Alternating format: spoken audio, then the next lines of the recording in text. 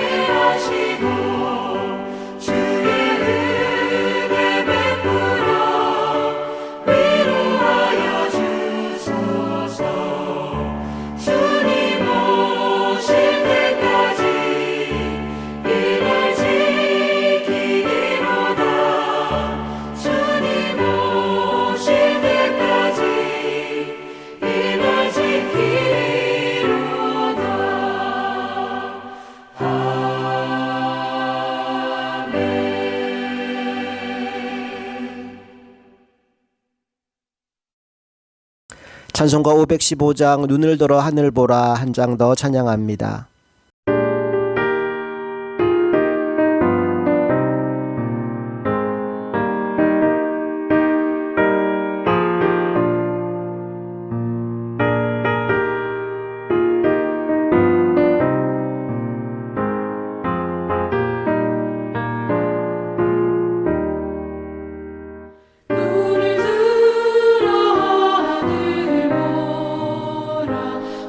어지러운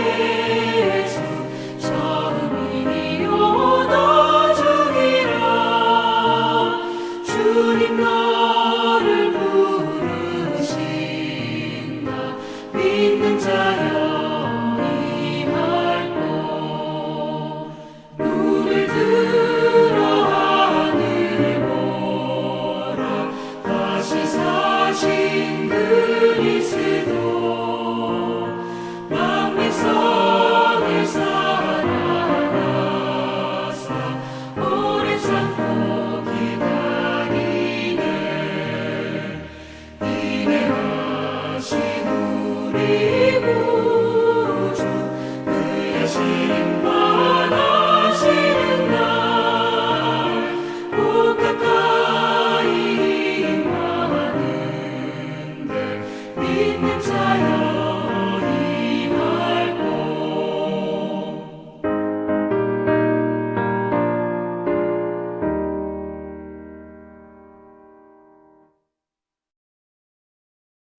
오늘 부어주실 하나님의 은혜를 사모하며 합심하여 기도하겠습니다. 함께 통성으로 기도합니다.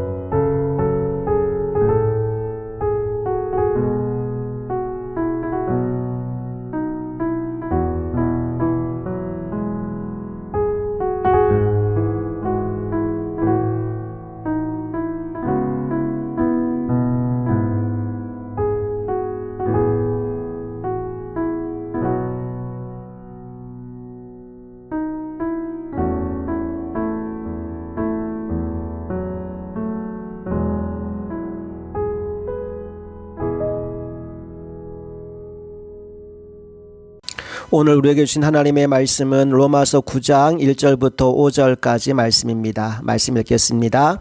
내가 그리스도 안에서 참말을 하고 거짓말을 아니하노라. 나에게 큰 근심이 있는 것과 마음에 그치지 않는 고통이 있는 것을 내 양심이 성령 안에서 나와 더불어 증언하노니 나의 형제 곧 고륙의 친척을 위하여 내 자신이 저주를 받아 그리스도에게서 끊어질지라도 원하는 바로라. 그들은 이스라엘 사람이라. 그들에게는 양자됨과 영광과 언약들과 율법을 세우신 것과 예배와 약속들이 있고 조상들도 그들의 것이요 육신으로 하면 그리스도가 그들에게서 나셨으니 그는 만물 위에 계셔서 세세의 찬양을 받으실 하나님이시니라. 아멘.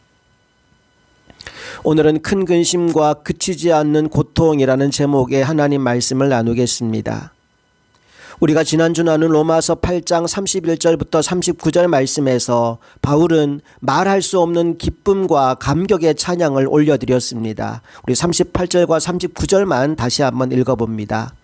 내가 확신하노니 사망이나 생명이나 천사들이나 권세자들이나 현재일이나 장래일이나 능력이나 높음이나 깊음이나 다른 어떤 피조물이라도 우리를 우리 주 그리스도 예수 안에 있는 하나님의 사랑에서 끊을 수 없으리라. 그 무엇도 그 누구도 우리를 그리스도의 사랑에서 끊을 수 없다며 확신 가운데 최고의 찬양을 올려드리고 있습니다. 그런데 곧바로 이어지는 오늘 본문 로마서 9장 1절에서 바울은 큰 근심과 그치지 않는 고통이 내 안에 있다는 말을 합니다. 마치 조울증 환자처럼 감정의 기복, 그 간극이 너무나 큰 겁니다. 본인이 생각해도 이게 좀 말이 안 된다 싶었는지 이 말을 꺼내기 전에 내가 그리스도 안에서 참말을 하고 거짓말을 아니하노라. 이거 진짜 나 거짓말 아니야. 못 믿을지 모르겠지만 이거 진짜 솔직한 내 심정이야. 이런 이야기로 말문을 엽니다. 그렇다면 왜 바로 앞장에서 그렇게 감격했던 바울이 이처럼 근심과 고통을 호소하는 지경에 이르게 되었을까요? 그 이유는 영혼을 사랑하시는 하나님의 마음이 그에게 흘러 들어갔기 때문입니다. 하나님의 사람이라고 해서 모두가 다 유능하게 일을 잘하는 것은 아닙니다. 그렇기 때문에 이 세상에서는 어느 누구의 시선도 받지 못한 채 감추어진 삶을 살아가는 하나님의 사람들이 많습니다. 일례로 도시의 대형 교회에서 화려하게 사역하는 유명한 목사님도 계시지만 저 시골 골짜기에서 이름 없이 빚도 없이 자신의 자리를 묵묵히 지키는 무명의 목사님들도 많이 있습니다. 여러분, 그 둘 중에 누가 더 훌륭할까요? 사실 그건 우리가 판단할 수 있는 문제가 아닙니다. 그 평가와 판단은 오로지 하나님께 달려 있는 겁니다. 그러하기에 성경은 여러 차례에 걸쳐 이 세상에서 받는 평가와 하나님 앞에서 받을 평가가 일치하지 않을 수 있음을 말씀하고 있어요. 그러면 우리는 무엇으로 그가 하나님의 사람임을 알아볼 수 있을까요? 한 가지 기준이 있습니다. 그게 뭐냐? 하나님의 사람에게는 하나님의 마음이 있다는 겁니다. 그가 이 세상에서 두드러진 사람이든 그렇지 못한 사람이든 그것과는 상관없이 하나님의 사람에게는 하나님의 마음이 있습니다. 그 하나님의 마음은 때로 우리에게 기쁨과 감격을 주기도 하지만 큰 고통과 슬픔을 안겨주기도 합니다. 오늘 본문에 바울이 우리에게 그걸 보여주고 있어요.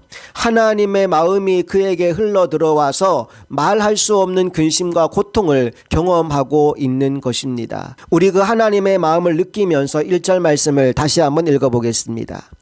내가 그리스도 안에서 참말을 하고 거짓말을 아니하노라. 나에게 큰 근심이 있는 것과 마음에 그치지 않는 고통이 있는 것을 내 양심이 성령 안에서 나와 더불어 증언하노니. 자, 그런데 이 근심과 고통의 원인이 무엇일까요? 그 다음 이어지는 3절 말씀을 보면 이 근심과 고통이 자신의 죄 때문이 아니라 믿지 않는 동족을 향한 안타까운 마음, 그들을 불쌍히 여기는 마음 때문이라고 말씀하고 있습니다. 우리 3절을 이어서 읽어보겠습니다. 나의 형제 곧 고륙의 친척을 위하여 내 자신이 저주를 받아 그리스도에게서 끊어질지라도 원하는 바로라. 자기를 생각하면 감격과 기쁨이 말할 수 없이 충만한데 그 기쁨의 크기가 크면 클수록 믿지 않는 동족으로 인한 괴로움이 더욱 심해지더라는 겁니다. 그 이유가 뭡니까? 내가 갈 천국이 분명히 보이는 만큼 그들이 갈 지옥도 너무나 선명하게 보였기 때문입니다.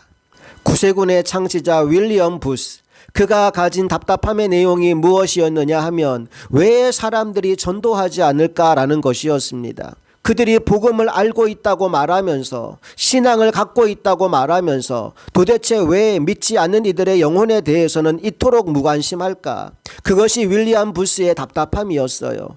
그래서 어느 날은 이런 기도를 했다고 합니다. 하나님, 영국의 성도들에게 그들의 눈을 열어 지옥을 볼 수 있게 도와주시옵소서. 우리가 단 한 번이라도 내가 사랑하는 사람들이 지옥에 가 있는 것을 보게 된다면 우리들은 거리로 뛰쳐나가서 그들을 붙잡고 목 놓아 울며 십자가 복음을 전하게 될 것입니다. 그래서 윌리엄 부스는 또 이렇게 말했습니다. 사람들이 정말 이 복음을 전하기 위해서는 그들에게 예수 그리스도가 베풀어준 놀라운 은혜를 간증해야 하며 동시에 이 구원에 동참하지 못하고 있는 자들이 경험해야 할 지옥의 참상을 계속적으로 잊지 말아야 한다. 아마 오늘 본문의 바울도 이런 심정이었을 겁니다. 내게는 커다란 근심이 있습니다. 그치지 않는 고통이 나를 괴롭히고 있습니다. 그것은 내 사랑하는 형제들이, 내 사랑하는 이웃들이 구원을 받지 못하고 있기 때문입니다. 아마도 바울은 이 글을 쓰면서 뜨거운 눈물을 흘리고 있었을 거예요. 자, 그런데 바울의 고백이 거기서 멈추지 않아요. 3절 말씀을 다시 보시면 바울이 자신의 이 마음을 전하면서 우리의 귀를 의심하게 만드는 놀라운 선언을 합니다. 다시 한번 3절 읽어봅니다. 나의 형제 곧 고륙의 친척을 위하여 내 자신이 저주를 받아 그리스도에게서 끊어질지라도 원하는 바로라. 주목해 볼 표현이 내 자신이 저주를 받아 끊어질지라도 라는 말입니다. 여기서 저주를 받는다라는 말은 헬라어로 아나데마라고 하는데요. 제사를 지낼 때 제물을 온전히 불살라 바치는 것처럼 완전히 소멸해버리는 것을 의미합니다. 가능성 제로의 상태, 그리스도에게서 끊어져서 완벽하게 버림받은 상태를 의미합니다. 이걸 예수님이 십자가에서 이미 경험하셨습니다. 가상 7원 중 하나, 엘리 엘리 라마 사박다니, 나의 하나님 어찌하여 나를 버리셨나이까. 십자가에서 주님은 자신의 일평생 한 번도 경험해보지 못한 경험을 하셨습니다. 바로 사랑하는 아버지 하나님과 분리되는 경험입니다. 십자가 위에서 하나님과 연결되어 있던 모든 영적 교제의 끈이 끊어져 버렸습니다. 그 절망 가운데 부르짖은 외침이 엘리 엘리 라마 사박다니인 것이죠. 그렇다면 왜 예수님은 그 말도 안 되는 단절을 경험하게 되신 걸까요? 자신의 죄 때문이 아닙니다. 바로 우리의 죄 때문에 인류의 죄를 뒤집어 쓰고 죄 그 자체 죄덩어리가 되셨기에 거룩하신 하나님이 얼굴을 돌리신 겁니다. 그래서 하나님과의 단절, 끊어짐을 경험하게 된 거지요. 오늘 바울이 바로 그 십자가 위에 주님과 같은 심정으로 울부짖고 있습니다. 내가 끊어질지라도 하나님께 버림받을지라도 영혼을 살릴 수만 있다면 기꺼이 주님처럼 나도 십자가의 길을 가겠습니다. 고백하고 있는 거죠. 여러분, 오늘 여러분에게도 이런 마음이 있습니까? 믿지 않는 가족과 친지와 동족들을 바라볼 때 바울이 품고 있던 이 피 끓는 영원사랑의 마음이 오늘 여러분에게도 있습니까? 로마서 10장 1절에서 바울은 재차 이런 말을 합니다. 형제들아, 내 마음에 원하는 바와 하나님께 구하는 바는 이스라엘을 위함이니 곧 그들로 구원을 받게 함이라. 제가 어릴 때 우리의 소원은 통일이란 노래를 굉장히 많이 불렀는데 바울의 소원이 뭘까요? 내 마음에 원하는 바, 그게 곧 바울의 소원일 텐데 내용을 보니까 내 동족 이스라엘이 구원을 받는 거래요. 또한 그가 하나님께 간절히 바라는 바, 다시 말해서 바울의 기도 제목 1번 역시도 내 동족 이스라엘이 구원을 받는 것이다 라고 합니다. 예, 바울의 첫 번째 소원도 동족이 구원받는 것이고 바울의 1번 기도 제목도 동족이 구원받는 것이었기에 그들이 구원받을 수만 있다면 자신이 그리스도에게서 끊어질지라도 내가 그것을 원한다는 말을 담대히 선포하고 있는 겁니다. 여러분에게 다시 한번 묻고 싶습니다. 오늘 여러분에게도 믿지 않는 형제 자매를 향하여 이런 마음이 있습니까? 오늘 여러분 중에는 믿지 않는 부모님 때문에, 믿지 않는 형제들 때문에, 또 믿지 않는 자녀들 때문에 마음의 괴로움을 품고 계신 분들이 분명히 계실 줄로 압니다. 그런 우리에게 오늘 성경은 아나데마의 정신이 필요하다라고 말씀하십니다. 다시 말해서 나의 죽음, 나의 희생이 필요하다고 말씀하십니다. 나의 구원은 예수님의 죽으심으로 이루어졌습니다. 그리고 내 가족의 구원은 먼저 믿은 나의 죽음으로 이루어지게 될 것입니다. 이제 그 마음이 나에게 부어지도록 함께 기도했으면 좋겠습니다. 우리 다음에 기도문을 함께 읽어볼까요?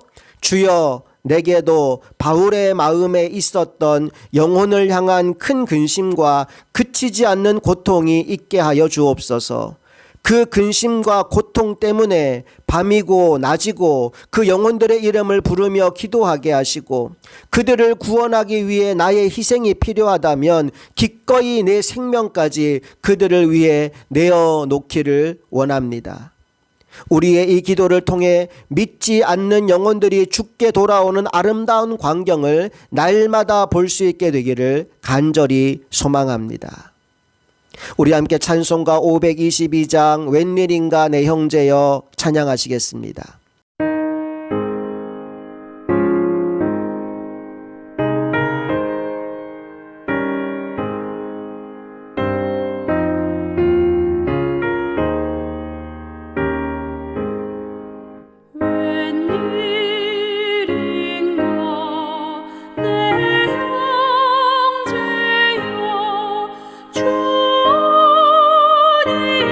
주님이 떠나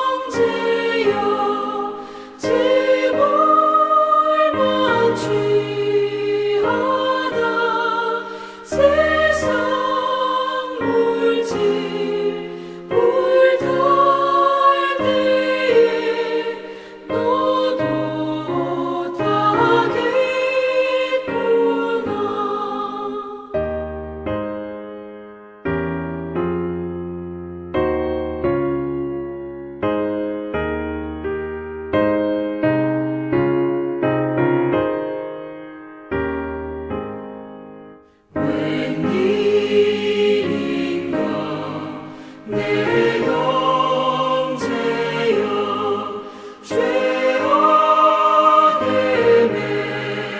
매여서 한없이 고생하는가 참 못 보겠구나 사랑하는 내 동포여 주께로 나오라 십자가에 못 박힌 주 너를 사랑하네.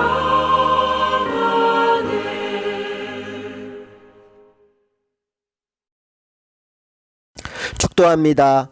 이제는 우리 주 예수 그리스도의 크신 은혜와 하나님 아버지 놀라운 사랑과 성령님의 감화 감동 역사 충만하심이 아나데마의 정신으로 내 사랑하는 형제 자매와 내 사랑하는 자녀들과 내 사랑하는 부모님이 주님께로 돌아올 때까지 기도를 멈추지 않을 사랑하는 모든 성도들의 삶 가운데 이제부터 영원토록 함께 하시기를 간절히 축원하옵나이다.